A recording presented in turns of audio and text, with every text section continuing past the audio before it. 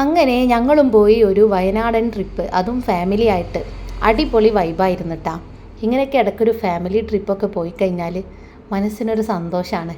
അങ്ങനെ ഞങ്ങളെല്ലാവരും കൂടെ ഒരു വെളുപ്പാങ്കാലത്ത് ചോലക്കുണ്ടിലെത്തി. അവിടുന്ന് ഞങ്ങൾ ഈ ഒരു ബസ്സിലാണ് യാത്ര തിരിച്ചത്. എല്ലാവരും കൂടെ രാവിലെ ആണെന്നോ ആ ഒരു ഉറക്ക ക്ഷീണോ ഒന്നും ഉണ്ടായില്ല. ഇങ്ങനൊരു ഫാമിലിയുമായിട്ട് ഒത്തു പോകുമ്പോൾ ഈ ഒരു എൻജോയ്മെൻറ്റ് നമുക്ക് എപ്പോൾ വരുവോളം ഉണ്ടായിരുന്നു കേട്ടോ. അപ്പോൾ ഇങ്ങനെയൊക്കെ ഒരു ഫാമിലി ട്രിപ്പ് ആഗ്രഹിക്കുന്നുണ്ടെങ്കിൽ നിങ്ങൾ തീർച്ചയായിട്ടും പോവാം.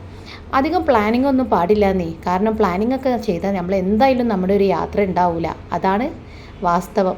നമ്മുടെ ജീവിതത്തിൽ നടക്കാറുള്ളത് അങ്ങനെയാണ്. പെട്ടെന്നൊരു ട്രിപ്പ് പ്ലാൻ ചെയ്ത് നോക്കിയേ, പെട്ടെന്ന് നമുക്ക് പോയിട്ട് വരാം.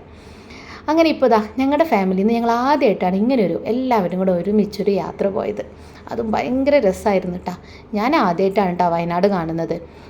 മുമ്പൊക്കെ പല സ്ഥലങ്ങളിലും പോയിട്ടുണ്ടെങ്കിലും വയനാട്ടിലേക്ക് ആദ്യമായിട്ടാണ്. നമ്മുടെ കെട്ടിയവന് പിന്നെ ബസ് കയറിയാൽ ഉറങ്ങും. ആദ്യമായിട്ടാണ് ഇതുപോലൊരു നീണ്ട യാത്രക്ക് വരുന്നത്. മുമ്പത്തെ കുറച്ച് ഷോർട്സിൽ നമ്മൾ ആലപ്പുഴയിൽ പോയ വിശേഷങ്ങളൊക്കെ ആയിരുന്നു. അത് എൻ്റെ ഫാമിലിയിൽ നിന്ന് പോയതാട്ടാ. അന്ന് ഹസ്ബൻഡ് വന്നിട്ടുണ്ടായില്ല. ഇതിപ്പോൾ ഹസ്ബൻഡിൻ്റെ ഫാമിലിയിൽ നിന്ന് ഞാൻ കയ്യോടെ പൊക്കിയിട്ട് വന്നതാണേ.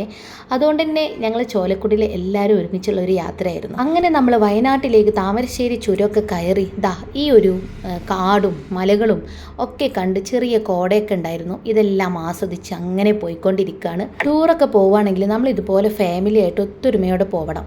എങ്കിൽ പിന്നെ നമുക്ക് എന്താവും, നല്ലൊരു എൻജോയ്മെൻ്റ് ആണ്.